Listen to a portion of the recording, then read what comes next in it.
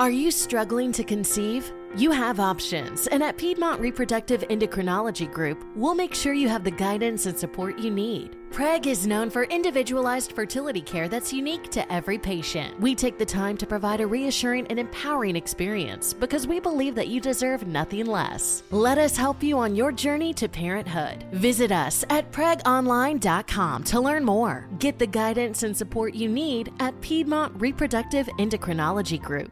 When I was diagnosed with cancer, it felt like my whole world came tumbling down. Patient Advocate Foundation is here for you, providing free one-on-one practical support to patients with a cancer diagnosis. Call us at 800-532-5274. Patient Advocate Foundation can assist in navigating disability benefits and health insurance options. PAF also helps in accessing vital services, medications, and financial resources for both medical and household expenses. Visit patientadvocate.org or call 800-532-5274. If you really like this episode, please support our podcast by going to patreon.com/truecrimewives and get lots of great extras. On the Good Wives Guide to True Crime, we discuss crimes that some may find disturbing. Listener discretion is advised. Hey folks, it's time to grab your glass of wine because the Good Wives, Fancy, Colleen, and Christina, are about to serve up another true crime case.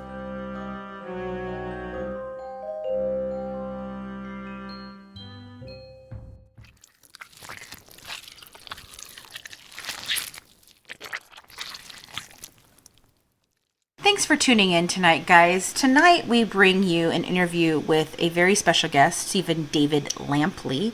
He is a career police officer in the homicide division and then worked undercover in SVU, helping to bring justice to some of the child porn rings in the world, and just a very interesting guy. And eventually we're going to get to a point where he talks about his next venture right now, which he's working the cold case of Don Lewis with Cheryl McCollum.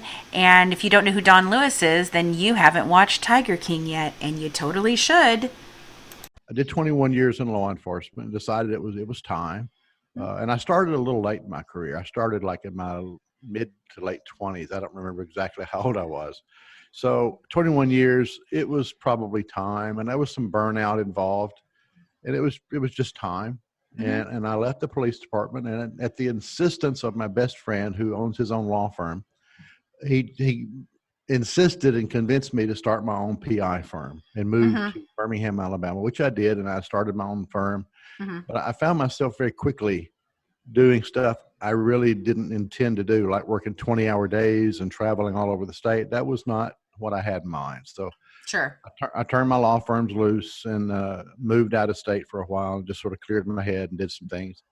And came back, and I had some friends that knew of some of the things I had done in my police career.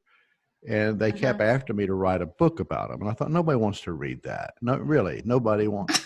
I want to read it. And they just kept on. And finally, I said, if you'll just shut up, I'll write the damn thing. Okay, just be quiet. Yes. But I didn't. And they kept after me. Long story short, I started writing it. And as I got into it, I realized that, and I've always liked to write, just not books. I've written short stories and things, and writing's fun. But as I got into it, I thought, I sort of like this. I don't, like we talked about a while ago, I don't get shot at. I don't have anybody breathing over my neck. If I want a beer, I'll go get a beer. If I want to go to the store, I go to the store. I come back right when I want to. I started falling in love with it. So I spent about a year writing that book called Outside Your Door. And I was going to publish it in the traditional publishing sense with the agent and the publisher and all that. And I had a friend of mine who was also a writer. He said, no, do not do that. And he introduced me to self-publishing. And I thought it originally was vanity publishing. And I'm thinking, I'm not paying somebody $10,000 to publish. That's not how it works. Right. No, I agree. And I'm not doing that. He said, no, this is different. And so this was the turning point here. I thought, I'm not going to put my book, and I called it my baby. I spent a year with that thing. Absolutely. And I'm not going to put that out there and mess it up. Right. And I don't know anything about this self-publishing thing. So I need to write another book, something pretty short, something pretty easy, something interesting. And just to throw out there and like the, the carrots were like the bait to see how it works.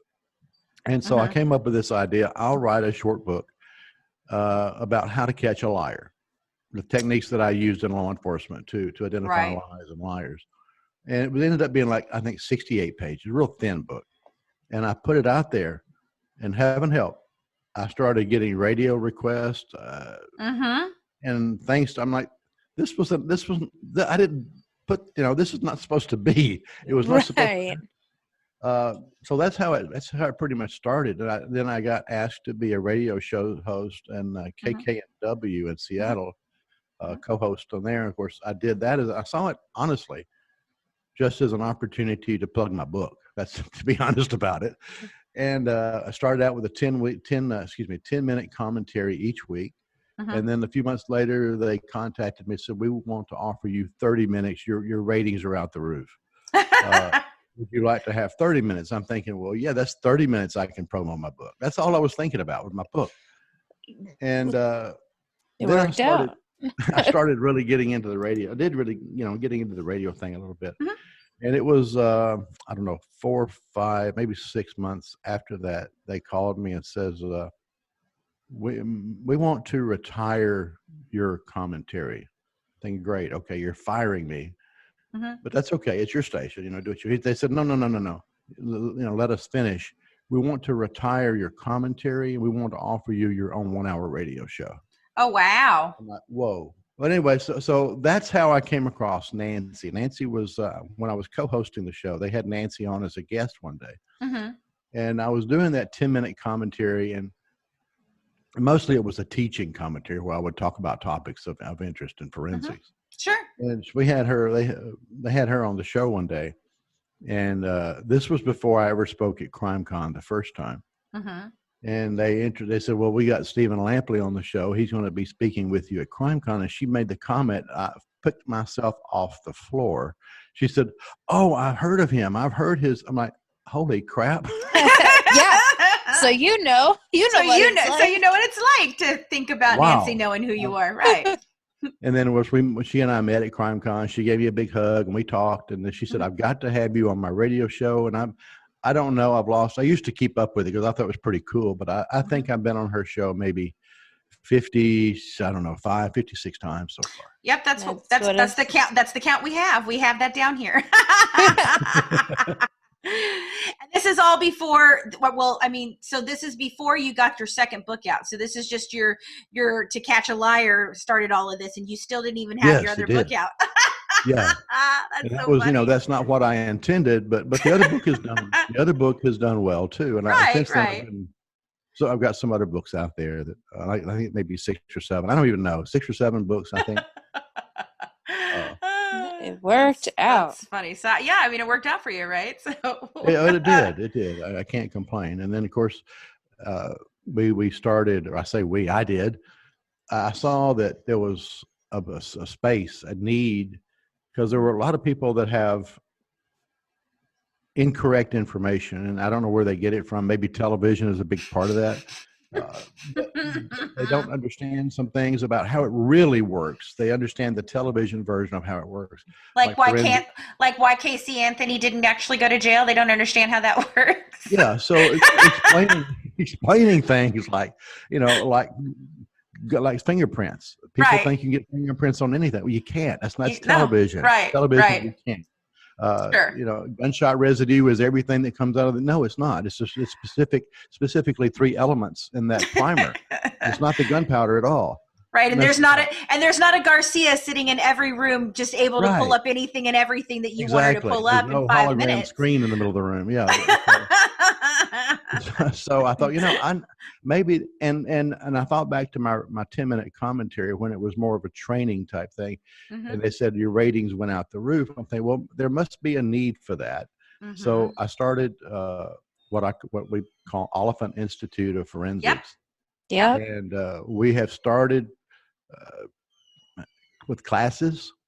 We have 2 so far, and there's a whole lot more on the way.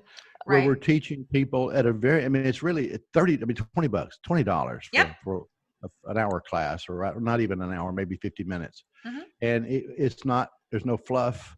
It's information. It's the, I guess, the cliff notes to forensics, if you will, on topics. And it's done real well. We are having to have, starting on the 25th will be our actual third episode of serial killer profiling. I am in the She class. isn't signed up. I'm signed up for the class on April 18th. And I think that's the date of it. I was very excited about it. And you're right. One of the things, okay, so see, this hits me because when I found you, because you have mutual friends, and Facebook was suggesting all these mutual friends from our interview with Laura when we started out with Laura, interviewing Laura Brand. And, and then I found you and I saw the whole Tiger King thing, and I was like, oh, hey, I need to talk to this guy. And we're going to talk about that later, of course. But, I started researching you, and I found the Oliphant Institute, and I was like looking at it.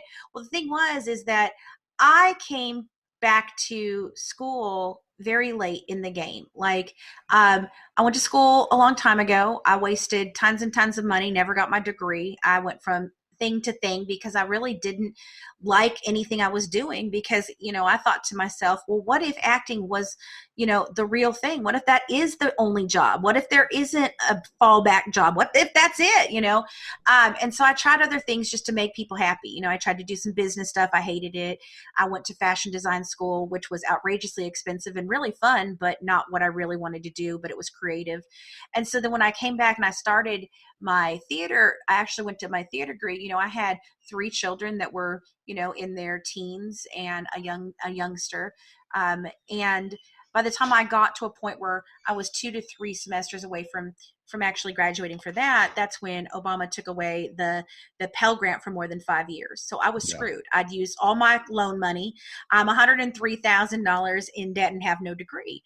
Well, then, we got into this, and I started saying, well, I have a lot of instincts. I know a lot of things, but I don't have like formal, training information. I've taken some criminal justice classes a long time ago, but that was 20 some odd years ago. And I'm sure shit has changed since then, So, so I started looking. Well, obviously it's expensive, and I'm trying to figure out how to do it. And then I came to your thing, right in the middle. I had just pulled out of, a university for a forensics or a criminal justice degree with a focus on forensic psychology, and I just pulled out of it because I was like, I just can't afford it. There was no way. We tried to look at scholarships and payment plans and everything. I was like, I just can't do this.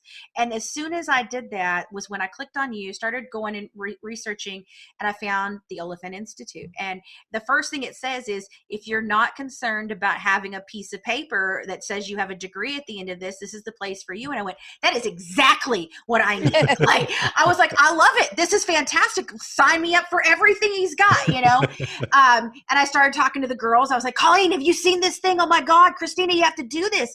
Like, so, I signed up for the serial killer one, and I'm waiting to do that this next weekend. And I'm super excited. And I saw your to catch a liar one, and I was like, oh, that's the next one. I'm definitely doing that, So I applaud what you're doing, because you're right. There are people out there that like me, who I don't necessarily need a piece of paper at the end of this to say I know something, Right. I just want to know the information so that I can be better at what I do. We look at these cold Sure. cases, and we look at missing person cases, and we talk these cases, and I want to be informed. And I've made a decision that this is the path I want to take. I feel like everything I did in the entertainment industry before led me to here, and now I've married 2 things that I really love together.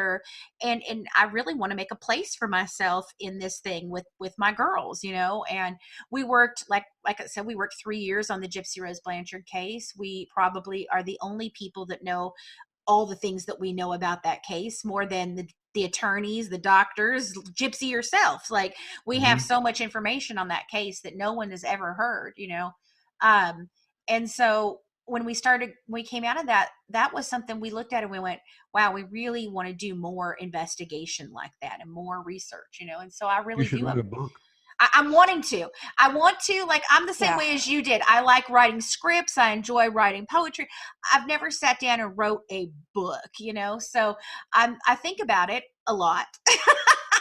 But I'm writing a book, but it's not about my professional life. It's about my personal life. Like, right. I've dealt with like feeding tubes and medical issues the last couple of years. So I have an interest in how I married my own medical battles with what I did as a nurse profession and how I kind of like overcame that. And it kind of like towards the end of the book, I want to put in how I've channeled my knowledge into, the crime sector. Because that's how I really got involved was they needed somebody to, as a medical person, as a nurse, to come in and look at the medical files that we had for Gypsy. And then I just kind of got super involved in that and became like the head of that department. And we just couldn't get rid of her. Nope. We tried, but we couldn't get rid of her. No, I was too sweet in the beginning. Oh yeah. But we learned. That's what she did, because I spent 2 years looking at medical files going, I have no idea what the hell I'm looking at. Like, I could read this and I understand the words that are on this page, but I don't understand why they're there, because it was the most baffling thing I'd ever seen, and so that's when I put out a thing. I said, I need some nurses. Like, we need some help. And that's how we found Colleen. And we were happy. We all have our different things, but like, we did an interview with Laura Brand. I said, we did a whole series on the Toolbox Killers. Well, talking to her, I hit on something that other people had never really hit on. And she messaged me afterwards and she's like, you really need to be an investigator. And I said, yeah, okay. I'm 45 years old, Laura. I'm not going to try to do that now. She goes, no, I'm serious. Like, you really need to. You hit on something that other people don't see. And I thought it was very interesting. She said, you know what you need to do? You need to take all that stuff that you did for Gypsy's case, put it together in a portfolio and send it out to PIs and say, hey, I want to be a researcher. I'm like, but I don't have a degree. She goes, you don't need a degree. Not for that. Not for what you've done. And I was like, are you serious? And she, it was very humbling, like, to feel that I was accepted in this realm of something that, I didn't realize I even was in at first. Well, it's right. I mean, you should do that. And 45 is the perfect age to begin. It is. I tell people that all the time. Well, I'm 50 something. So who's counting? Right. Who's counting? It's right. the perfect age to start. And, right. Forensics, criminal justice. You don't have, people are surprised. They're really shocked that people think in order to do that, you have at some point to be a police officer. You don't. You don't, right. Not at all. So, right. Well, by all means, go for it. I mean, that's what my dad said when I told him I wanted to work cold cases. And he was like, well, I mean, lots of people like that. And it's a really good thing to do. It's because I think you could do it. You just, you got to go through the steps and everything. And, but, so you do something, that we all know about, but I don't think anybody knows exactly what goes into it unless you sit and listen to John Douglas talk for hours about it. But you do something called serial killer profiling. So tell people a little bit about what that is and what it entails. Well, and I did this class because, again, of the errant information out there. I go and speak, not so much now as I used to, but particularly I'll go like to high schools. High school forensics classes. For me, that's a way to give back some. And I'll go to high school forensics classes and even some of the teachers and even adults that I talk to when I do go speak. They have these misconceptions on what a serial killer is. And I'm like, no, that's not correct, or that's partially correct. Things like serial killers are either phenomenally intelligent or really loners. That's not true. They can be, and some have been, but that's on one side of the spectrum. You've got other people like John Wayne Gacy, who was a pillar of his community on the KFC franchise. He was a clown. He even got invited to the White House. There's pictures of him standing next to Rosalind Carter. So he was not a loner, not by any means. Right. And people think, well, all serial killers are male. No, most are, but not all. There's just so much misinformation out there about serial killers that I thought this would be, and there's such an interest as well.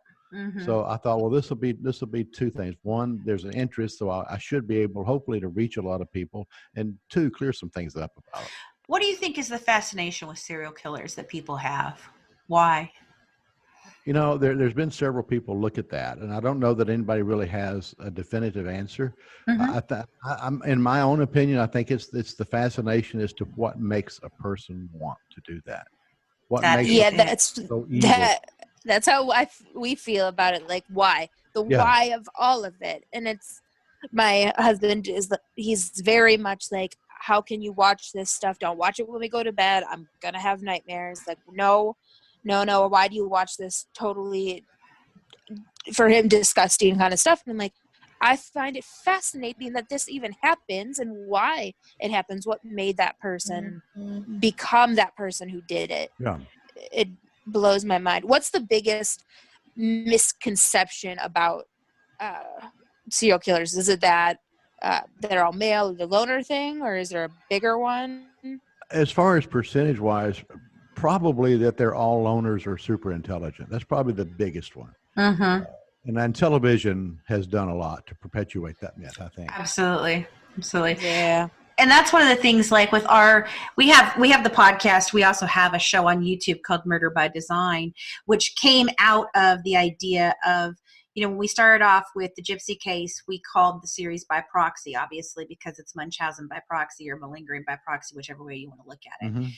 Then that kind of, when we decided, well, we didn't want to just do a one season and be done, when we started getting into things further, I started thinking about, how do you, like American Horror Story has American Horror Story Covens, and it has American Horror Story such and such. And so I was like, okay, what would be the name for it? And so that's where I came up with Murder by Design, because in everything we were looking at, everything we've done, we believe that murderers aren't generally born murderers. They are created, and so it's what causes all of this. Because in the Gypsy case, like, one of the things that was very important to us was that I didn't want to focus on some of the things that other, like the act focused on the murder. And most stories, true crime stories that are told that way, they always focus on that moment, that one moment. But in my opinion, what's more fascinating than that moment is, how did we get here? What are all the events that happened in the victim as well as the perpetrator? What happened to get us to that moment? Like, that's more interesting to me. And like you said, what causes a person to do these things? What flips that switch and makes them go, yeah, I'm gonna take another person's life, or several people's lives, or all these different things. It's not just a moment in time, it is so many moments, and that's kind of what we try to focus on when we talk about these different cases and look into things, is not necessarily the what, but the how and the why, so. Yeah, and that's what we, in the serial killer profiling class, 101, the first one, I get into a lot of that. We talk about not necessarily the crime scene investigation per se, but we do hit on that. We do discuss that. Sure. We also talk about the serial killer, as a person, and describe some of the traits and characteristics. And a lot of this information that we have, of course, comes from the seminar or the symposium they had back in 2005 or 2006, where the FBI got together and wanted to come up with a one-size-fits-all characteristic list. And of course, they, by their own admission, couldn't. When I was diagnosed with cancer, it felt like my whole world came tumbling down. Patient Advocate Foundation is here for you, providing free one-on-one practical support to patients with a cancer diagnosis. Call us at 800-532-5274. Patient Advocate Foundation can assist in navigating disability benefits and health insurance options. PAF also helps in accessing vital services, medications, and financial resources for both medical and household expenses. Visit patientadvocate.org or call 800-532-5274. Okay, round two. Name something that's not boring. A laundry? Ooh, a book club. Computer solitaire, huh? Ah, sorry, we were looking for Chumba Casino. That's right, ChumbaCasino.com has over 100 casino-style games. Join today and play for free for your chance to redeem some serious prizes. ChumbaCasino.com. No purchase necessary. Void where prohibited by law. 18 plus terms and conditions apply. See website for details. Right. Yeah. There were so many variations in serial killers, but Mm-hmm. I try to get into the serial killer himself, and I say him because there's more of them, but himself, and describe, for instance, like when I go to high school classes, I have a disorganized crime scene, serial killer crime scene. The body, of course, still there, and the weapon's still there, and it's in disarray. And I put this photo up, and I give the students 60 seconds to look at it. Then I ask them 5 questions based on that photo, and I leave the photo up while they can still look at it. And one of the questions is, based on the crime scene, what kind of employment does the serial killer's father likely have? And they're like, what the hell? That's like apples and oranges. Where are you getting this crap from? Right. I said, you look at this crime scene, you can tell me that information. Yeah, absolutely. Tell me what kind of employment. Oh, sure. Is this suspect on social media? And so I guess that's sort of like shock value. I enjoy shock value when I see it. Absolutely. I think we all do. It stimulates. Like, as I always get that look like, this guy who's talking to us is crazy. There's no way we can look at the picture and tell what kind of, or what kind of transportation does he have, or does he have a car? Right.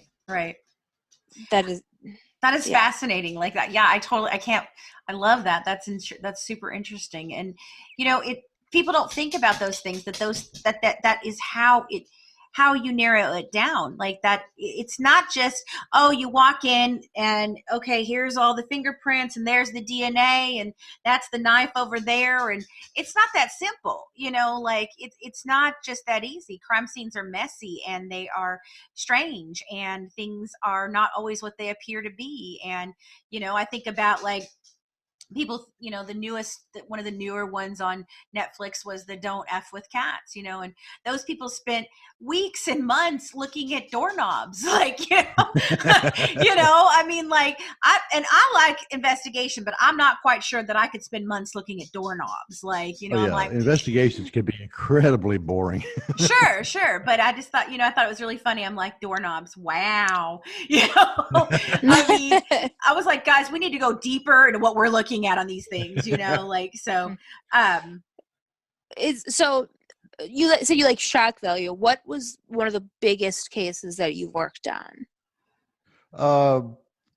Probably the single biggest case was for a period of time I worked undercover as an SVU detective. Completely and totally, even the other investigators did not know. It was the chief called me in his office one day.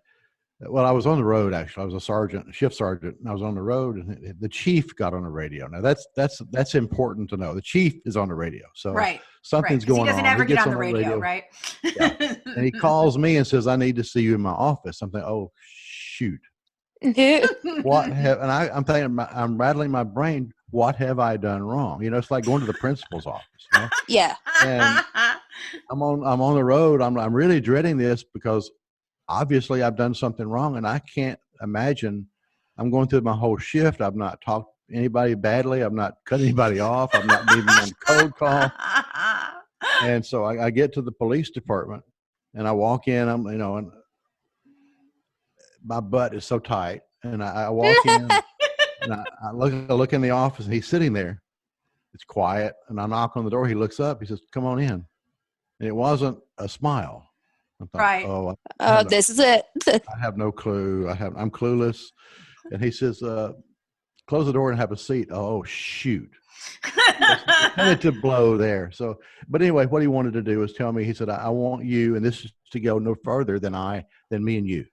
The mayor's not to know, the city council, nobody is to know, period, what I'm about to tell you. Did you just walk into a scene of The Departed? Like, he said, I want you to start an entirely new investigative division, and right now it's just you. He said, I want you to learn, do whatever you have to do. He said, I have a fund set back that I can, whatever equipment you need, whatever resources you need, you just tell me you got whatever you need. Just tell me. I want you to set up an undercover unit or undercover, you're the only person in the unit, undercover unit to catch pedophiles online. And I'm like, I know nothing about that. He said, I know. That's why I have money. You go get the training, you learn whatever you need. So in the course of working undercover and talking to pedophiles and online predators, one of those individuals. Now, I started out as a 14-year-old girl. I know that's, if you've seen my picture, I look nothing like a 14-year-old girl. You don't sound like a 14-year-old girl either, but maybe if I turn my head to the side, I don't know. But I look Put some nothing makeup like. on. But I had to go into this acting mode. It really did. It was, you have to act this part. Yeah. Right. Yeah. Exactly. And I had to learn how to be a 14-year-old girl. I learned all the acronyms, the stuff you would imagine that you would learn, the acronyms. And What year was this? Oh, this was, I don't remember, late, or no, this would have been mid, probably 2006, 2007. Oh, yeah, that's, I was a 13-year-old girl then. I know more about High School Musical than any self-respecting adult male should know. Yes. Can you sing the song, Stephen? Can you sing the song? No, I can sing Avril Lavigne Boyfriend or Girlfriend. I've heard that thing over and over. Yes. Yeah, so I'm but 25, so I get it. But it went beyond that. I had to actually create profile. And I'm getting to your question. I haven't forgotten. No, I get it. No, you're fine. No, You're fine. we love it. I had to create a profile of who I was.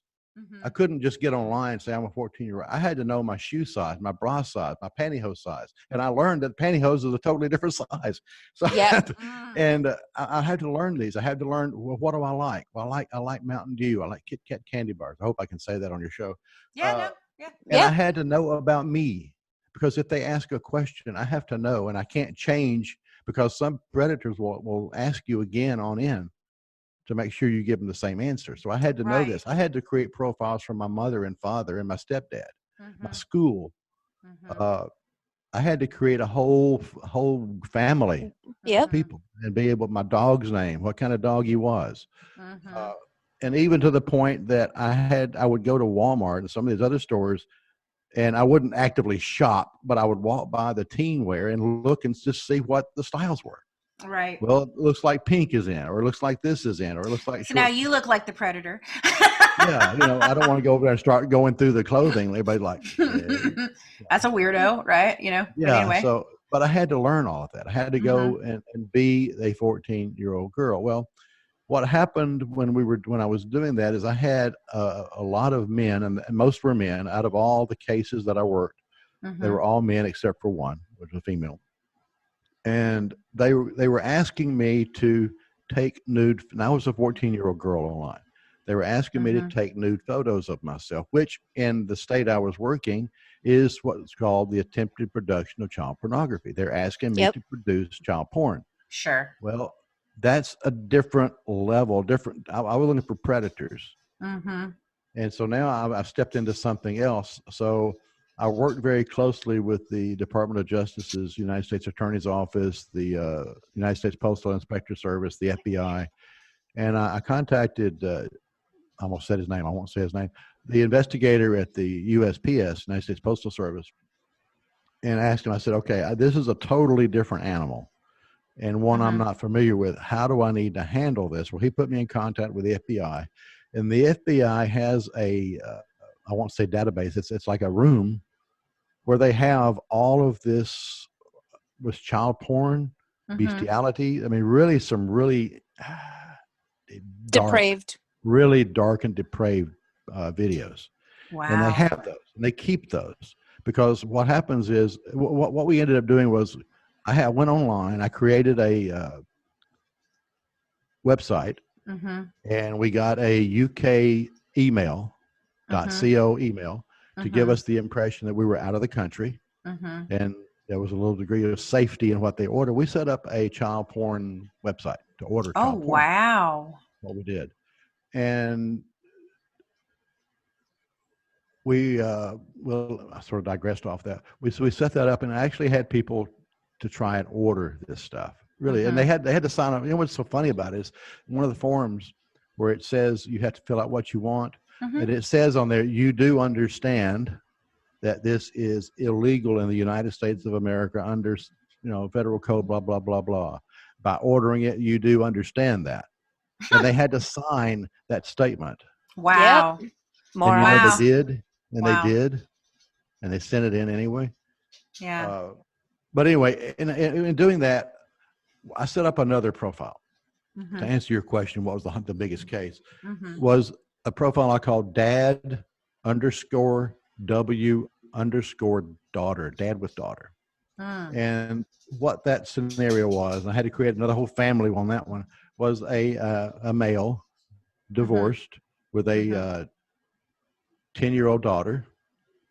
And the wife who left was the person that really brought in the income. So we were really having hard times. And under this profile, again, this is the fictitious profile, I would rent out my 10-year-old daughter. Oh my God. For sex. And, wow. Excuse me. This person responded to it. And of course, I told him how much. We went through the whole process of how much, when, where we're going to meet. And he shows up. Wow. And we made the arrest and took him to the police department and ran his background. And he was, and still is wanted, by the way, in Canada. He was on Canada's most wanted list he was wanted in Canada for 900 counts of possession of child pornography and my sexual God. assault of a child. Wow. Of course, he was convicted.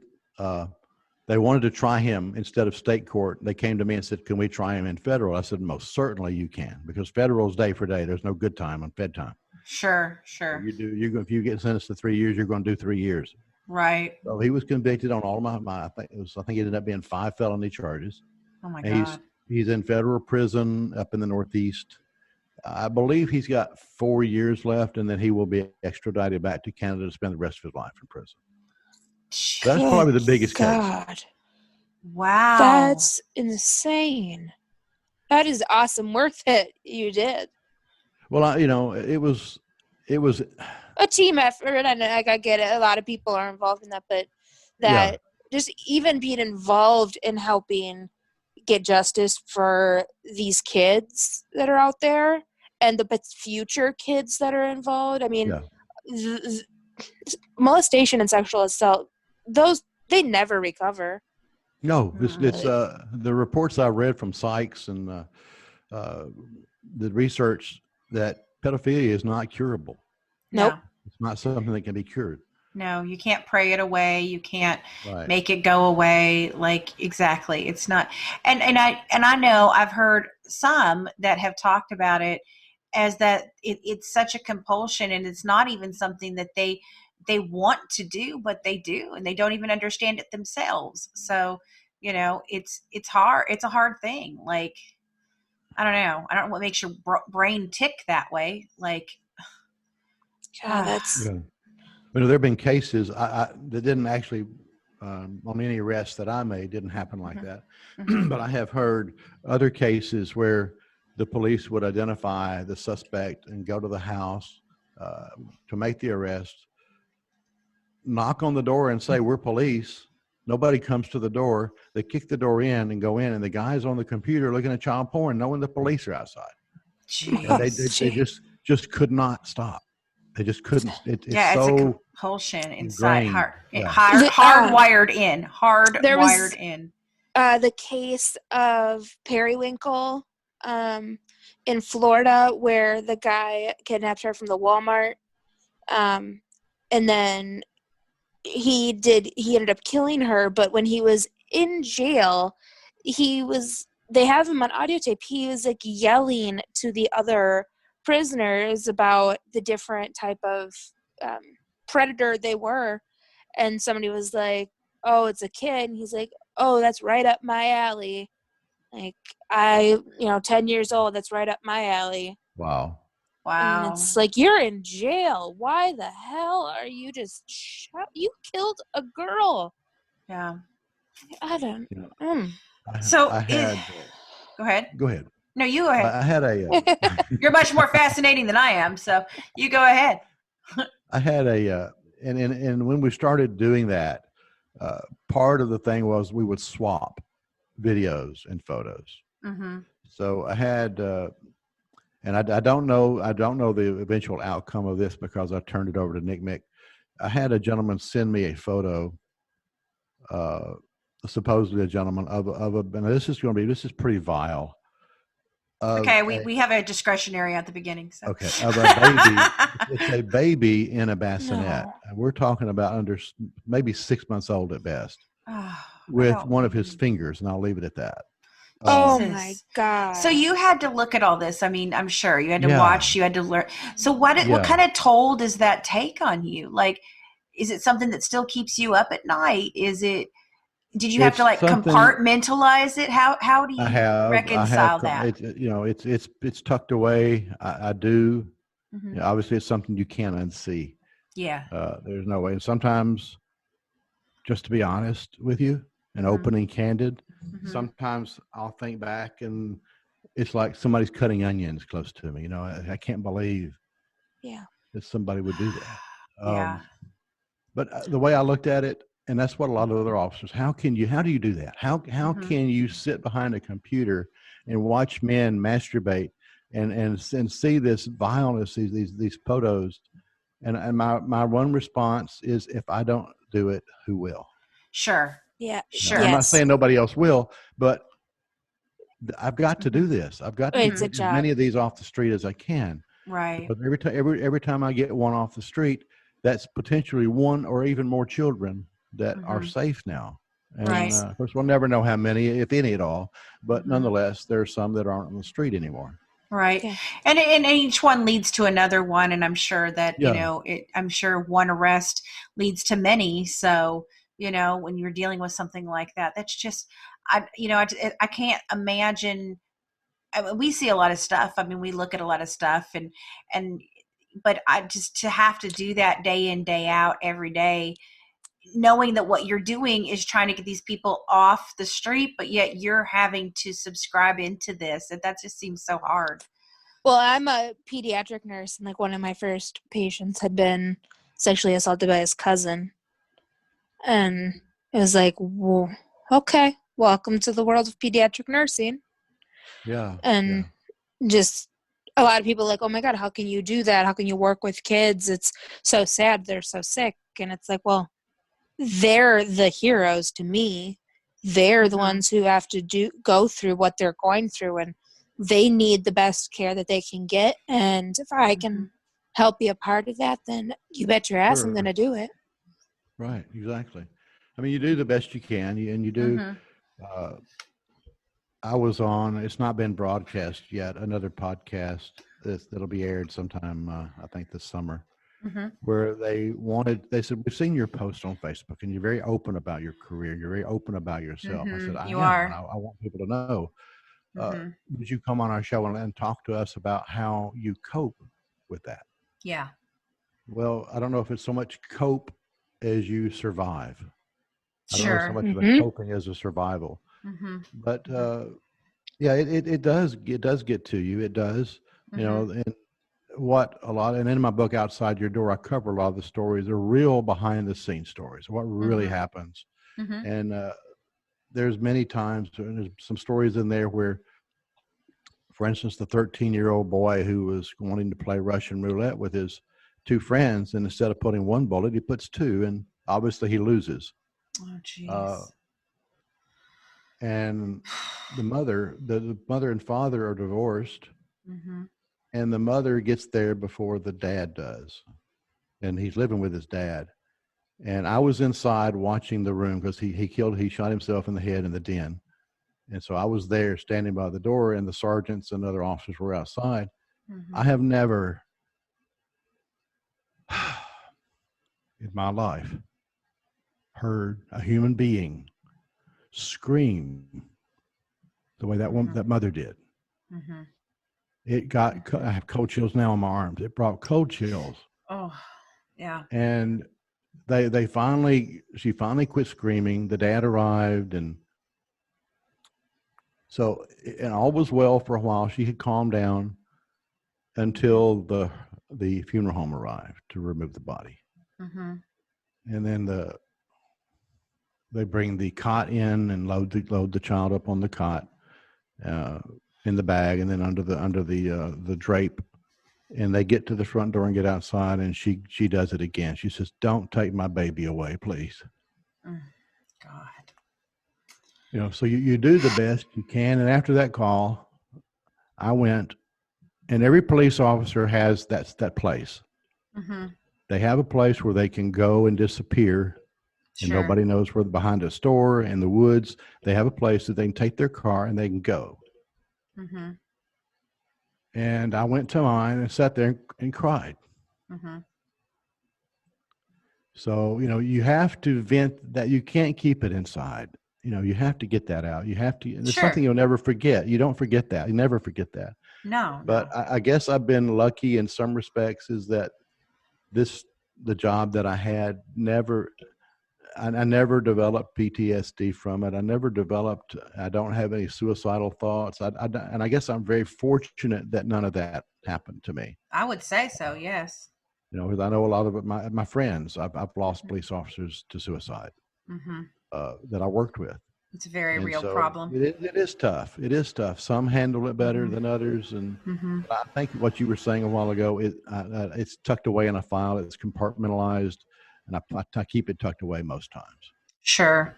So is there a case that hasn't been solved that haunts you? I mean, I'm sure every police officer has one, or that just the one that they just didn't get quite right. Actually, no. Wow. Actually, no. All of the cases, unless I'm forgetting one really, no. Because all the cases that I was a part of have been solved. That's awesome. That's awesome. Yeah. I don't know. That's a hard thing. And then I'm sure you have a family of some sort. So you go home and just put it aside and do the family thing, or? Yeah, you have to. And in the police academy, Joe Scott Morgan, I talked about this when he was on my radio show. In the police academy, they told us they had the families come. The Birmingham Police Academy was phenomenal. It was absolutely phenomenal. One night they had the families come in, or the wives, the spouses rather, husbands and wives, spouses, and they wanted to talk to the family, the husband and wife team. And one of the things they said is that don't ask your husband or wife to come home and tell you about their day. Sure. It's not fair to you, and it's not fair to them. Yeah. With the Lucky Land Slots, you can get lucky just about anywhere. This is your captain speaking. We've got clear runway and the weather's fine, but we're just going to circle up here a while and get lucky. No, nothing like that. It's just these cash prizes add up quick. So I suggest you sit back, keep your tray table upright, and start getting lucky. Play for free at LuckyLandSlots.com. Are you feeling lucky? No purchase necessary. Void where prohibited by law. 18+ terms and conditions apply. See website for details. Okay, round two. Name something that's not boring. A laundry? Ooh, a book club. Computer solitaire, huh? Ah, sorry, we were looking for Chumba Casino. That's right, ChumbaCasino.com has over 100 casino-style games. Join today and play for free for your chance to redeem some serious prizes. ChumbaCasino.com. No purchase necessary. Void where prohibited by law. 18+ terms and conditions apply. See website for details. Right. I get that. And, besides the thing, well, what'd you have for supper? But don't talk about the bad cases. Or maybe I wrote 10 tickets. That's fine. But don't come home and talk about the homicides and the murders and the rapes. And stuff. Right. Leave that alone. Leave that. You gotta leave that at the door. Right. Yeah. Right. And they would tell us when you start going to work, the very first day you go to work to report to the precinct, whichever precinct you work at, you find something that's going to be there a while, whether it's a telephone pole, a building, a rock, a fence post, something that it's going to be there for a long time. And you make that your drop off and pick up point. When you go home, you drop off everything that you saw or did or were a part of that's bad. And you go home and you be the husband or wife that you're supposed to be. Right. And then when you leave work the next day, you come back by that same place and you pick that back up and then you go to work. Wow. But now, of course, Joe Scott had a point, and it's true. You can't do that. Right. You can't forget about it. No, you can't. You can't go home and forget about it, but your family doesn't need to know about it. They don't need to hear that. Right, right. Well, it's almost, you think about serial killers that have families and led, somewhat normal lives. Like you've got, the happy face killer and several others. And you think about, well, how do they do it? How do they go home after doing what they've done and kiss their children on the head and talk to their wife and eat supper and go to bed and get up and do it all over again? So I think about it, it's almost two sides of the same coin. Like, you're seeing it after the fact, but they're living it. It's interesting to think about how you guys go home and you try to leave it at the door. I wonder how they do the same. It's interesting. In large part, it's psychopathic. Yeah. It's the typical psychopathic mentality. They deserved it. I had fun. I did what I needed to do. Not a big deal. It's like a day's work for them. Yeah. Yeah. I'm sure it's much harder for you guys, who have souls and compassion and feelings and, but, oh boy, that's a lot to take in. Your work has been just so incredible, just incredible. And I can't imagine doing that forever and ever, and now you're doing such great work with your own institute. And so we've heard some popular information, about this, everybody's seen this Tiger King and in case of Carole Baskins and her missing second husband. And I've heard Don Lewis, and I've heard through the grapevine that you might be having something to do with that. You want to tell us a little bit about that? I think I can. I asked Cheryl, was it okay to talk about it? She said, most certainly. So, yeah. She did. I was floored. Of course, Cheryl and I have known each other since the first CrimeCon. We met there, and she's a phenomenal friend. She's a phenomenal professional at what she does. She knows very well what she's doing. She's very smart, very good at what she does. And she contacted me, I think maybe 2 weeks ago, and said, we talked about this case. And I'll be honest, I know nothing, or I knew at the time, nothing about it. I didn't watch the Netflix. When she asked me, I thought, I have no clue who you're talking about. I really don't have a clue who this is. Right, so, right. But that in a way that's actually good, because in a cold case, you don't want to have preconceived notions. So that would, and to me, as far as I'm concerned, to me, that's an advantage for me, is to not know. Is to not know, exactly. Because now I know. I did my research. But yeah, I was very honored and humbled and shocked, actually, that she said, would you like to be a part of this? I said, does a bear, of course I do. Does a bear shit in the woods? Right, exactly. Right, no, exactly. No, I totally get it, yeah. It's funny because we've talked to several different people for different reasons, and each one of them has said kind of the same thing that you did about, like, I don't watch a whole lot of true crime. I don't watch all the other things because I do so much inside of it that I don't necessarily watch everything else, which was interesting. Exactly the same thing. I put off watching Tiger King for a while until we went down on lockdown, and then certain people started asking me, have you seen it? Have you seen it? And I was like, no, it looks trashy. I don't want to watch it. Like, and I would see the little things and him talking, I'm Joe Exotic. I'm like, oh my God, this guy, I don't want to watch this, but then you get sucked in on it. And like, I watched one, and then, by the end of it, you're like, well, crap. Like, this is the wildest ride I've ever seen. What is this?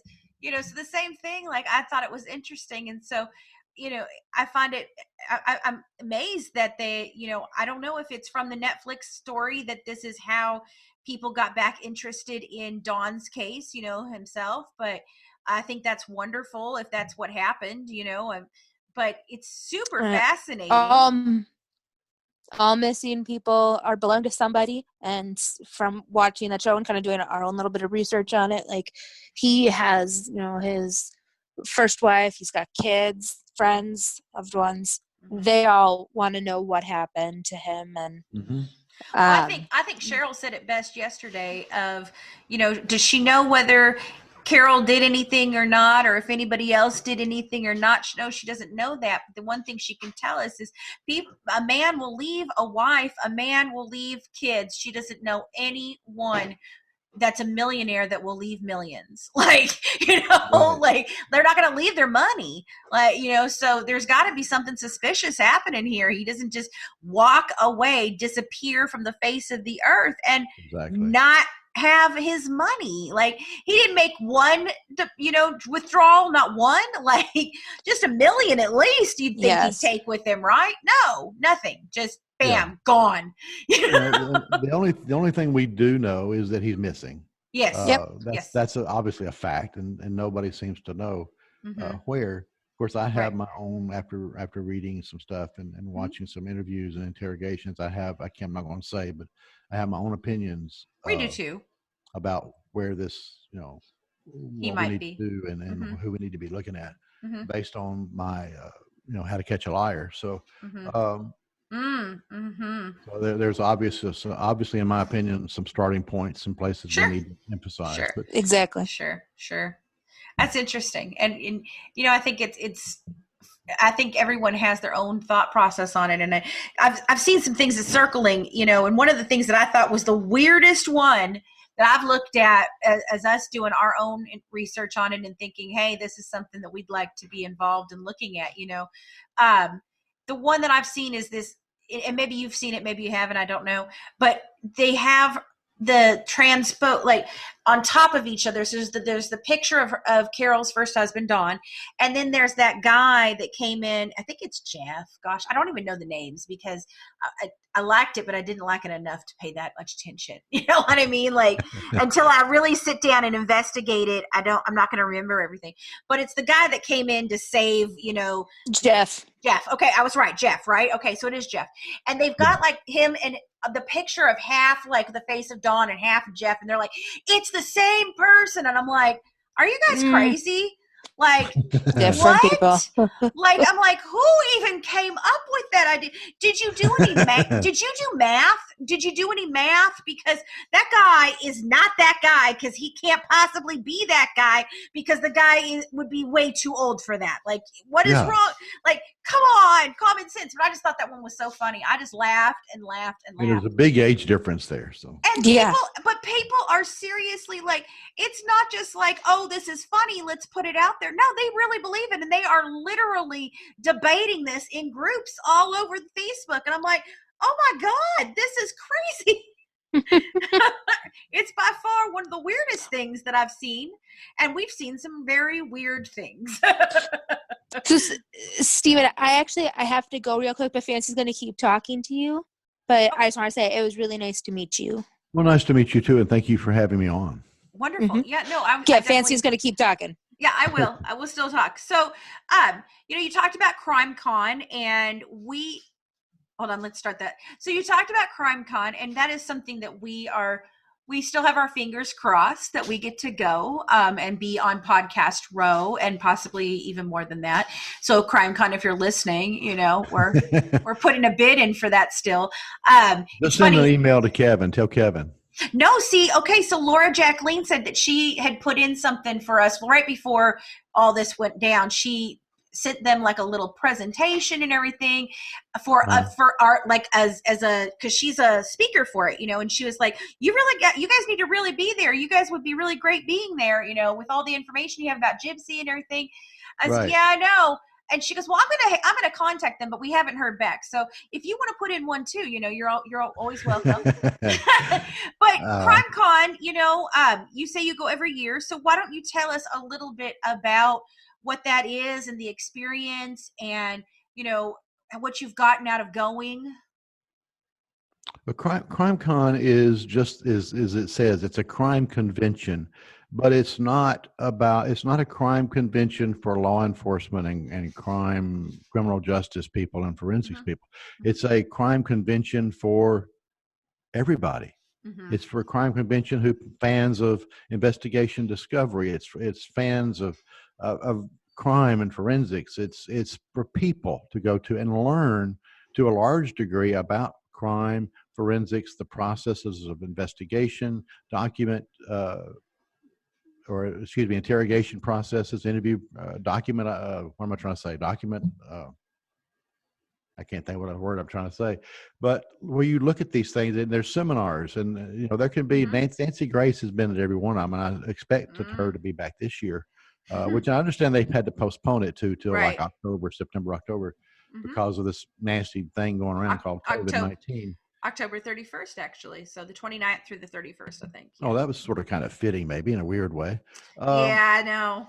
But there's Podcast Row, where all some of your best podcasters, including you, are going to be, and you can meet and greet the people behind the voices and behind the speakers. They have a bookstore, T-shirt store place set up where you can buy books. The speakers that speak will typically have their books for sale. Get your book autographed, have your picture made with them. Nancy Grace is phenomenal. She'll come out. You can talk to her just like you could talk to anybody else. She's a phenomenal lady. But you're going to find that you're going to be accepted by everybody there. It's just a group of people who want to help solve crimes and get the information out there to everybody. Because you never know. One thing I learned in police work, I learned a lot of stuff, but the one really important thing that I have as a takeaway from my 21 years is that it's just even the smallest tidbit of information can bust a case wide ass open. Right. It doesn't have to be, I saw this car, this is a description, this is the tag number, and this is the description of the person. No. And what I tell people is the NCIC, ACIC system, you can search through there. Let's say somebody says, well, I only saw part of the tag number. If I don't have the whole tag number, it's not important. Oh, my goodness. No, that's not true. If you have just the first 2 or 3, call the police and tell them, because they can search that tag number against the color of the car. Or if you got the make, that's good too. But if you just got the color of the car, they can search that tag number, and of course it's going to be a long list, but it's a starting point. Even the smallest tidbit. So, by them reaching out and having a convention, somebody comes in there and says, "Oh, I was there and I got this or I got that." It's an amazing weekend, amazing event for everybody who really likes true crime. Yeah, absolutely. Now you say that about the smallest detail, that somebody may not even realize that they know something that could break this wide open. What was either the smallest or strangest thing that was in any one of your cases that did break a case wide open? Well, it actually happened after I retired. As a matter of fact, it happened in my last book that came out. Okay. I have started a series on child murders, unsolved cold cases on children. The first one I did is of Dorothy Disselhurst. This case goes way back. I don't like to do stuff easy. Let's go back to 1934 and get a cold case child murder. Right. No, we do that too. Yeah. So, and I did, and I don't know why actually the Dorothy Disselhurst case came across my desk while I was researching something else. And I thought, well, what's this? And I started reading it, and I copied some pictures in a file and sort of set the file back. I thought, one day I'll look at this. And I came to my computer one day, and I thought, let me look at this Disselhurst thing. And the more I dug into it, the more interested I got in it. And, 1934, of course, Dorothy's obviously dead. She was murdered. Her mom, dad, everybody's deceased, the family. And most of the people lived in the neighborhood. The only people that are left living are children that would have been Dorothy's age or younger, or maybe a little older. So I went on Facebook, and I thought, I want to try if somebody knew this girl, maybe somebody knew her, lived in the neighborhood, and can tell me about her. So I went on Facebook and went to a Nashville group, and they were very gracious to allow me to post this. And lo and behold, not just one, but 2 people came forward and said, we knew Dorothy. Oh, wow. And I'm like, I got cold chills. I get that a lot. When I got cold chills. And I talked to both of them, and they're they're in their 80s, and one is in her 90s. They're very sharp, and remember details. They said, oh, we used to watch Dorothy walk back and forth with her pink lunchbox back and forth to school, kindergarten. We didn't go to the same school she did, but we remember her. But that was not, that was important. I was able to verify information that I thought I knew, and that was able to confirm what I knew by them, which was phenomenal. But I had another lady come forward and tell me that she lived in the neighborhood, but one day she was standing, I don't remember the street names now, 16th Street, and I can't remember the cross street, which was several blocks southwest of Dorothy's house. And she said, of course, I looked at all the suspects that the police had, and there were lots of ransom demands given the Lindbergh case. And I looked at all that, but nothing really stood out. Just really was phenomenal. But she told me, she said, Steve, I remember standing at the corner of 16th and whatever the cross street was, it was a name. And this man, probably in his 50s, balding head, very fat, very obese belly, not obese overall, just his belly was very obese. And he pulled up where I was, opened the driver's side door, and masturbated in front of me. Oh my gosh. And I said, are you kidding me? Are you serious? Of course, I knew she was, but I had to validate that. She said, absolutely. I'm very serious. I said, did anybody know this? She said, no. We have another suspect. Wow. We have a suspect in a black pickup truck with a motor that's missing. Jeez. We have a brand new suspect just from the fact that she remembered from 1934 standing on the corner with this man pulling up. He was obviously in the neighborhood. So now we haven't been able to make any headway on that, but we have a new suspect because of that one little piece of information. And what do you think, why do you think so many cases do go unsolved like that though? Like, I mean, we've got so many right now, like the Delphi, there's several from 20 years ago, like Springfield 3 and the little girl from Springfield that was missing as well. And Adam Walsh went 27 years. What do you think? Why does it happen? Do you think it's just that people don't come forward, or when you're working a cold case, what is it that you think that you go, that's the thing. Like that's what I need to look at. Like, well, it's why are so many unsolved? It's for so many different reasons. There is sometimes pressure, and police aren't going to want me to say this, but sometimes there's pressure to solve, to close a case, that maybe or may not should be closed. And I'm not going to start placing blame, but there is pressure to close cases. Sometimes the money is just simply not there to pay to continue an investigation. This case, for instance, the police chief or the sergeant or the captain, whoever's over that division, may say, look, this case, we're at a dead end. It's time to stop because we've got 1,600 others that we haven't started yet. That we might be able to solve. So you have that situation as well. Sometimes people don't come forward; they don't want to get involved. So any number of things. And so when you go to look at a cold case, where do you start? What is the starting point for you? Because I was just watching something. It was really funny. I kind of fell into this series, and it's brand new. It's on CBS, and it's called Interrogation. And I really was meaning to go watch Criminal Minds, but I saw the little ad for it, and I was like, well, let me check this out.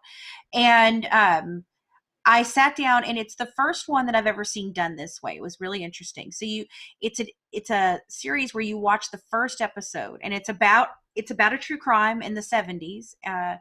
And the kid is convicted of killing his mom, and he didn't do it. And he spends his whole life trying to prove that he didn't do it. His dad pays all this money to try and get him out of jail and all these different things.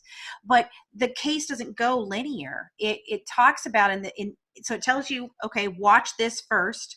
Then it tells you can watch any of the other episodes in any order you want, because they say that when you look at a cold case, you don't follow the same trajectory path as the original, the original investigators. That you pick whatever piece of evidence sits out to you, and you follow that evidence down whatever path it's going, and so that you might come to a different conclusion than what originals did.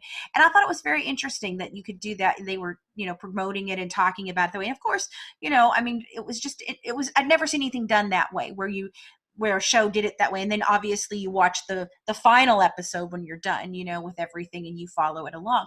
And I found that to be rather interesting, because that's some of the way that we do things. Like, when we started with Gypsy's case, I didn't start with the murder. I started with everything else. I wanted to talk to Dee Dee's family. I wanted to look at the medical records. I wanted to see all these different things. So when you're looking at a cold case, what is the first thing that you're going in and trying to look for? I don't want the officers' reports. Okay. I don't want to read anything that the investigators or the police officers wrote. Not that they're wrong. Right. I don't want to go into this with preconceived ideas. I want to look at the photos. I want to look at the evidence. Just like you were saying, I want to look at all this myself. Because my route is probably going to be a different route than theirs. Sure. Not that they're wrong, but there's a lot of ways to solve a problem. There's a lot of ways to look at stuff. So I don't want to see the reports. I don't want to know. Lucky Land Casino, asking people, what's the weirdest place you've gotten lucky? Lucky? In line at the deli, I guess? Aha, in my dentist's office.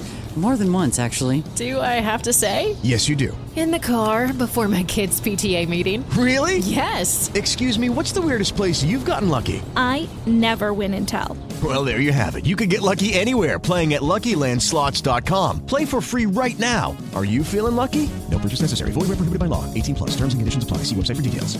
Judy was boring. Hello. Then Judy discovered ChumbaCasino.com. It's my little escape. Now Judy's the life of the party. Oh, baby, mama's bringing home the bacon. Whoa, take it easy, Judy. The Chumba life is for everybody. So go to ChumbaCasino.com and play over 100 casino-style games. Join today and play for free for your chance to redeem some serious prizes.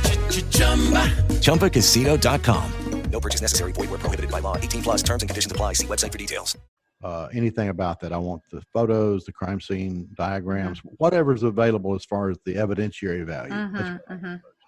Wow. And that's one of the things Cheryl was talking about when we asked her, the institute that she runs, it was so interesting to me as to they bring, so many different walks of true crime into it, forensic psychologists and investigators and researchers and, all the different scientists, all these different things, and I thought that was such an interesting way, even the students get involved and, that I thought that was such a neat and different way, because she said, the thing is that I don't tell any of them where to start. I just hand each one of them the same thing, and they all pick different ways to go.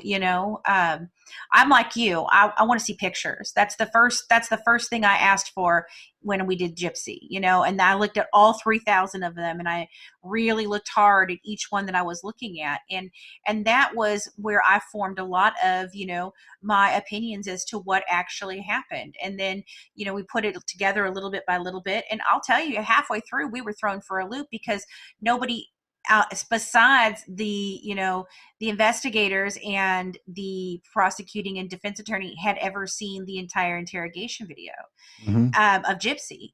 We'd seen Nicholas's, but we'd never seen Gypsy's. And I asked for it for 2 years. And when I got that and we watched it, it broke my heart. I mean, I cried for a good couple of days about it, because it shattered everything that we thought we knew about the case. Like, that was the one piece of everything that once you saw that, like you said, you just couldn't unsee what you saw in that video. And it was very clear as to what happened once you saw that and put all the pieces around it, and it changed. It changed for us how we felt about it, what we thought about Gypsy, how we felt about Nick, how we felt about Dee Dee, and looking at all of that, like, people sit and they talk to us and they're like, well, don't you think that Nicholas was manipulated? Don't you think this? Don't you think? I'm like, well, okay, but none of those things are relevant to me in the fact that, whether he was manipulated or not, he's an extremely dangerous person.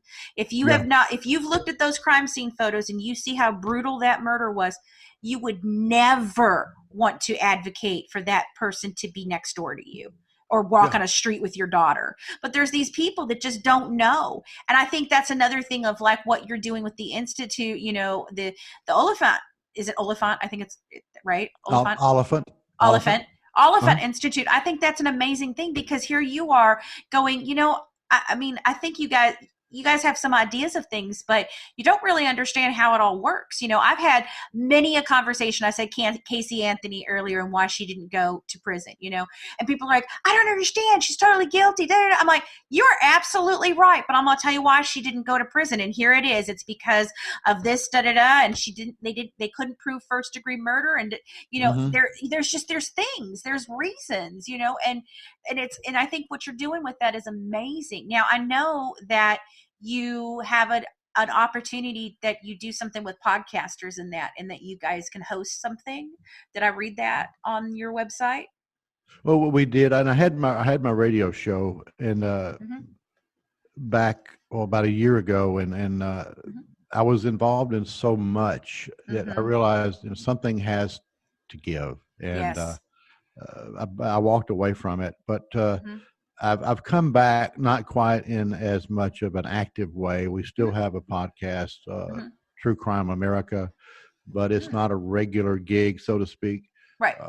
But yeah, we still have that, and I'm the co-host of the House of Mystery and KCAA in Los Angeles on primetime too. So I still do a little bit in radio, but not as much as I did.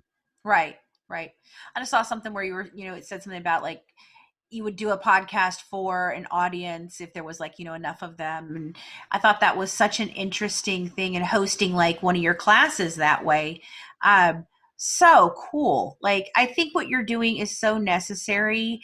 And so I wonder, how do you feel? And it's kind of a two-part question. One is, how do you feel about all of the, quote unquote internet sleuths that get involved in these cases and may or may not know what they're doing, and what can an average citizen do that might be helpful? Have you seen it be more helpful, these internet sleuths, or are you seeing them be more hindering?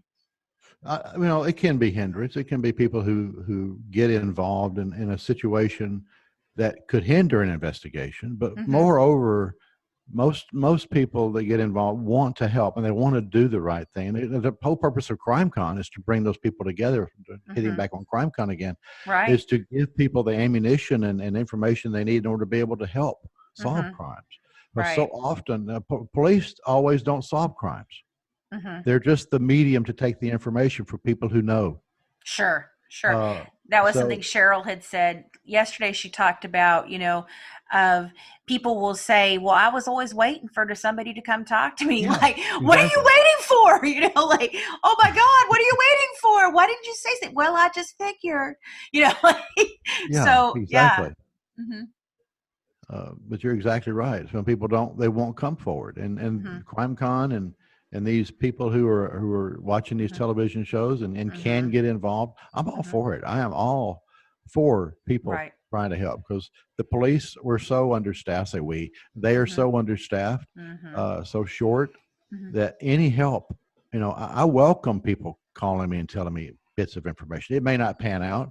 I don't care. You never know when it will. And I always welcome people. You never know what you don't, you never know what you don't know, you don't know what you don't know. So right. So, well, I thank you so much, Stephen. I am so impressed by what you guys are doing. I'm definitely going to be following along with this, whole Don Lewis thing. And I hope that we get to talk more and work on things and, do some more cool stuff together, because I am fascinated by your institute. That's for sure. Both of them, the cold case one and the one that you're running. I think that is amazing. And I did see that your guys are starting to add, you're going to do some more advanced classes, which I can't wait for those. Yeah, we're going to, and initially for instance, like the serial killer profile, I just wanted to sort of get some basic information and clear the air about who serial killers are and who they're not. But I've had several people say, well, can we have more information? And well, you have the basic. So we're actually working on 102. We have the serial killer profiling 101, which is just the basics. And we're working on 102. It should be out and be available to be taught maybe the first couple of weeks of May. And then we're going to have another set, more advanced courses, a 201 and a 202, also with serial killer profiling, where we really get down to some of the really nuts and bolts of serial killers and the profiling. Yeah.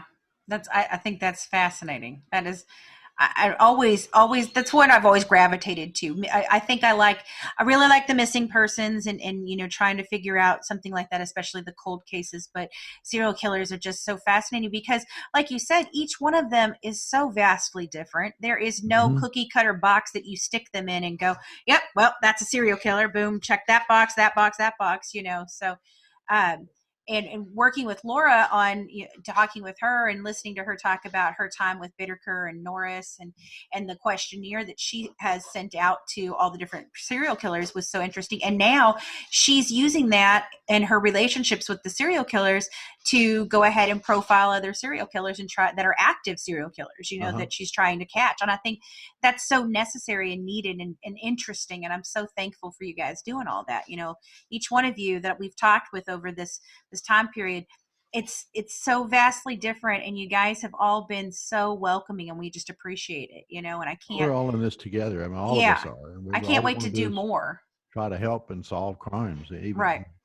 So, yeah, the true crime community is really a genuine group of people who really want to help and help families and get what closure. You can't ever get closure, but you can get a sense of it. You can move on. You can say, okay, we've solved this. We know what happened.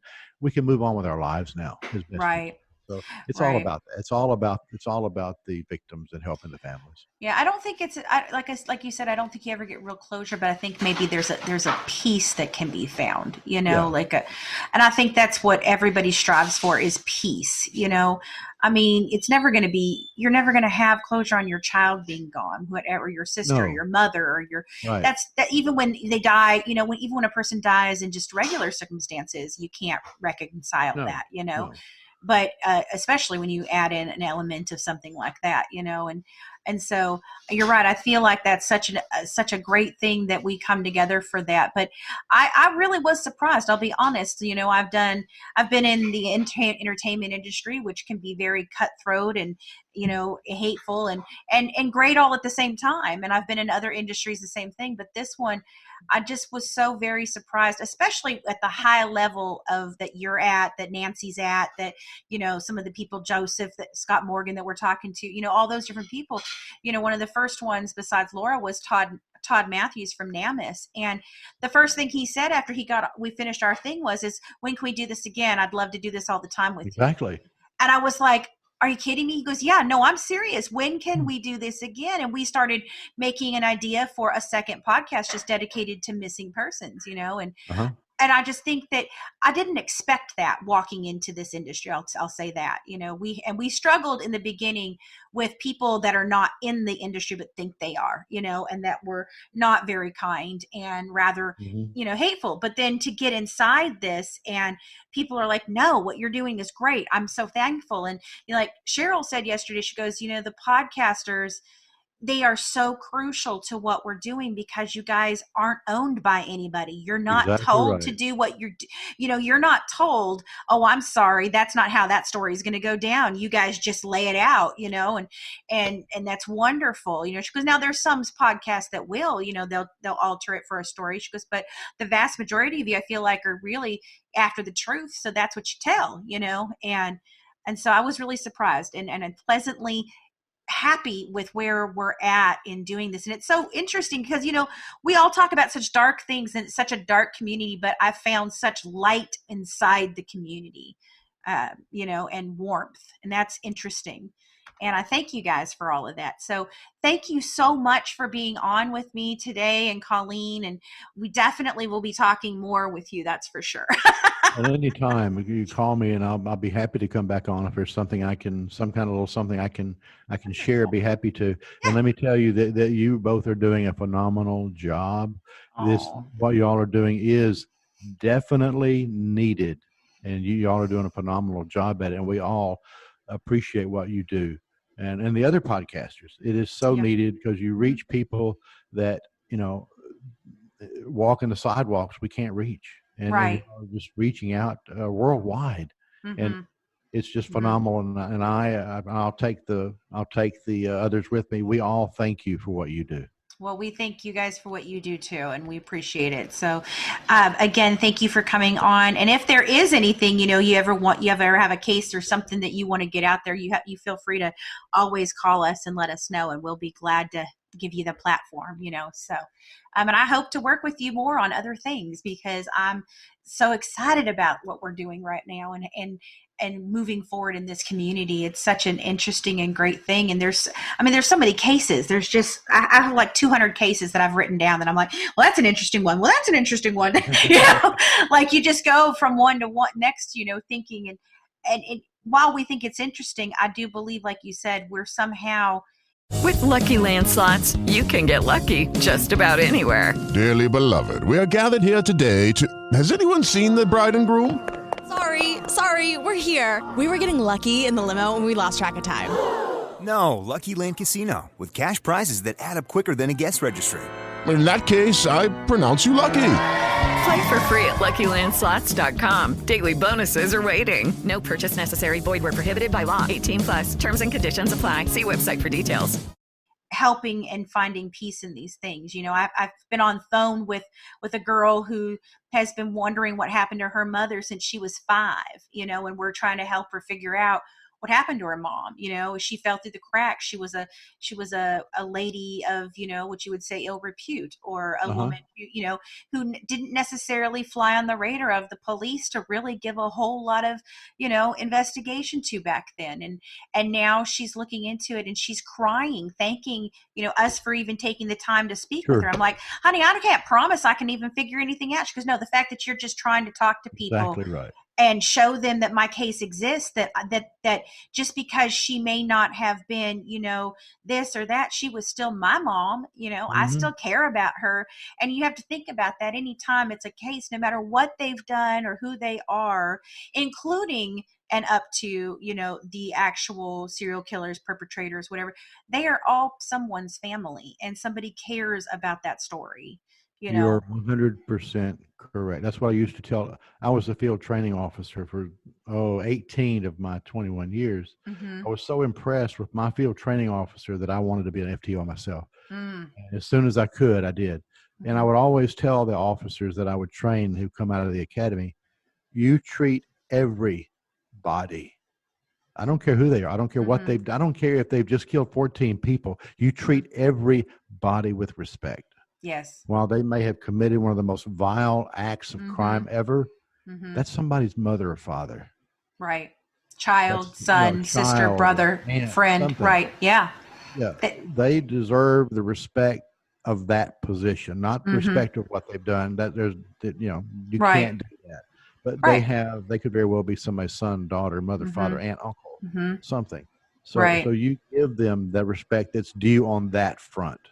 And you also never know when that person may be helpful to you in something else, and or what they might do.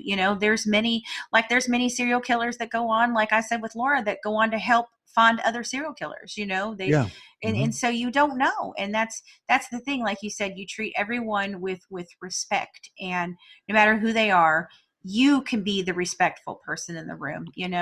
I used to work for Disney, and Disney's whole thing was that there was never, ever any time that you just shouldn't be kind to other people. Exactly right. Like no reason to not be respectful and treat every single person like they are the number one person that they walk through these doors, and it's the same thing with this. These people all matter in some way, regardless of whether they're the killer or the victim. They all matter. So and I learned that not that I was ever mean to anybody. My mom and dad raised me, I think, pretty well. I've always respected others, positions of authority, and people older and even people younger. I was raised that way. But there's a story in my, if we have time, we do. There's a story in my book of one instance where there was this gentleman. He was not mentally able to have a driver's license. He just didn't have the ability to learn and drive a car and be able to pass the test. But yet he drove.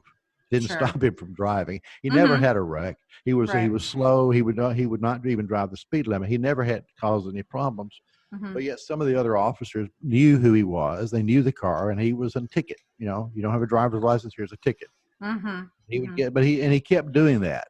Mm-hmm. So one day, I went down into it was in the projects, the inner city projects. I went down one day, and he was riding around, and I knew who he was. And I myself had written him a ticket previously, and I thought, I'm not going to write him a ticket. This is crazy. All these tickets he's getting. His mom was working her butt off to get them out of that project. Right. And every ticket we wrote was stopping her a little bit more, a little bit more. Sure. I go up to him, and I won't call his name, but John. I said, John. And I smiled. I was nice. I smiled and shook my head. I said, what in the hell are you doing? Really? He looked at me and grinned. He says, I know. I said, if you know, then why are you out here? I said, look, you know what time I come to work. I come to work at 3. And you know what time I go home. I go home at 11. You know that. Right. You and I know each other. At 3 o'clock, take your ass home and sit there until I get off work. Now, what you do before 3 and after 11, none of my business. None of my business. But between 3 and 11, please don't. 3 and 11, I don't want to have to write you a ticket because, your mom, I told him, I said, your mom is she's working 3 jobs, John. And I know her. I've talked to her. She's trying to get you a life better than here. And every time you get out here and these officers, and I wrote you one too. I wrote you one last time. You know I did. Every time we write you a ticket, that sets her back a little bit more. That's $200 out of her pocket every time you do this. I said, think of your mom and what she's trying to do for you. Well, I never saw him again. I don't know if he ever got on the street before 3 or after 11. I never saw him again myself. But the point I'm making on this, it was, several months later, my partner and I were dispatched to a call on shots fired in that project. And it was at night. It was later on in the shift. And we creep in. And one of the things that most people do or don't, maybe they don't know, is that at least at that time in the projects, where they're called, it was Gate City Housings where it was in Birmingham, Alabama. Right. They furnished heat, but they didn't furnish air. And this was midsummer, and it was hot. Oh my God. And humid. So in the summertime, people were always outside. And I get that. I would be too. With the air stirring. Well, we pulled in there, and there was nobody outside. Nobody. There was nobody, no kids, nobody playing. We pulled in there, and we got to the address where the shots were supposedly fired rather, and nothing, just dead quiet. So we passed by, I think maybe half a block, and we started hearing gunfire, rapid fire gunfire. A barrage of gunfire. And I was driving, and my partner was sitting next to me, and I had never heard that. I had never heard that sound before. I had no reason to hear that sound. And I don't think Nancy had ever heard it, but instantly we knew what it was. It was strange that we knew that it was bullets hitting our car. And so we were being ambushed was what was happening. They called us down there, and then they stood out in the street and ambushed us. Oh my gosh. Fortunately, we were past them. I forwarded it. Long story short, we turned around. They left. We had police officers coming from multi jurisdictions to come back us up, and I won't get into all the details of the investigation, but we finished up what we had to do there, and I missed getting shot in the back of the head by like a quarter of an inch. Oh my God! So we went back to the police department to finish up our paperwork, and somebody called. It's almost 11 o'clock.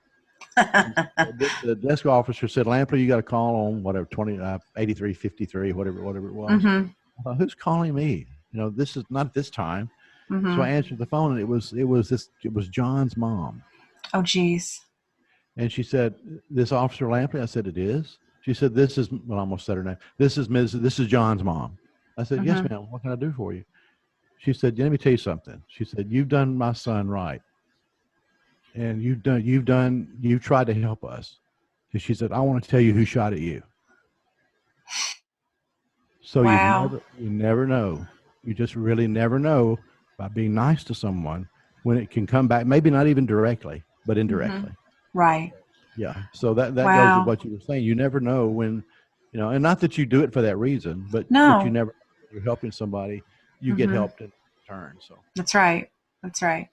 Well, again, I thank you so much, Stephen, and I can't wait to hear more and listen and talk and get to know even more about you guys and work with all of you. I'm just so excited. It's just wonderful it's such a breath of fresh air, even though we're talking about some of the darkest things, like, it just is.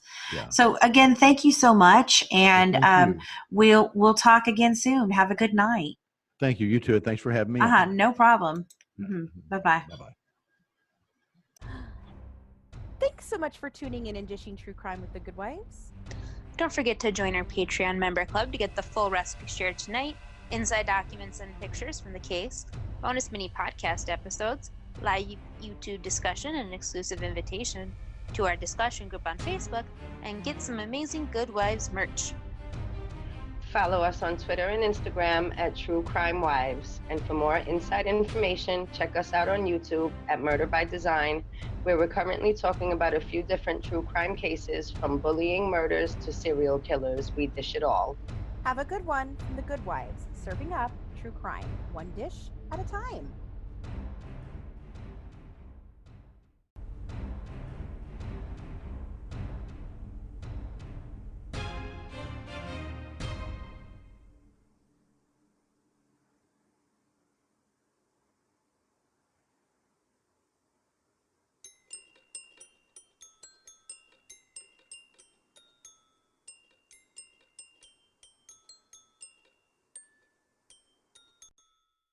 Are you struggling to lose weight and keep it off? Tired of wasting time and money on starvation diets that lead to more frustration and stress? If there was a weight loss solution that could actually work for you, would you try it? Then head to Golo.com. I'm Steve. I lost 138 pounds in 9 months on Golo. I'm Amber. I've lost 128 pounds with Golo. If you're ready to take back control of your life, head to Golo.com now and see how Golo can work for you. That's Golo.com. My sleep is way better. My inflammation has gone way down. Golo saved my life. I was way overweight. That's what sent me down the path. I wanted to make sure and live for my kid. I have literally tried everything. I was on the verge of getting gastric bypass surgery, and I saw the Golo commercial, and it was the last thing I tried because it worked. Join over 2 million people who found a better way to lose weight with Golo. Your healthier and happier life begins at Golo.com. That's Golo.com. Again, Golo.com. Are you struggling to lose weight and keep it off? Tired of wasting time and money on starvation diets that lead to more frustration and stress? If there was a weight loss solution that could actually work for you, would you try it? Then head to Golo.com. I'm Steve. I lost 138 pounds in 9 months on Golo. I'm Amber. I've lost 128 pounds with Golo taking release. If you're ready to take back control of your life, head to Golo.com now and see how Golo can work for you. That's Golo.com. My sleep is way better. My inflammation has gone way down. Golo saved my life. I was way overweight. That's what sent me down the path. I wanted to make sure and live for my kid. I have literally tried everything. I was on the verge of getting gastric bypass surgery, and I saw the Golo commercial, and it was the last thing I tried because it worked. Join over 2 million people who have found a better way to lose weight with Golo. Your healthier and happier life begins at Golo.com. That's Golo.com. Again, Golo.com.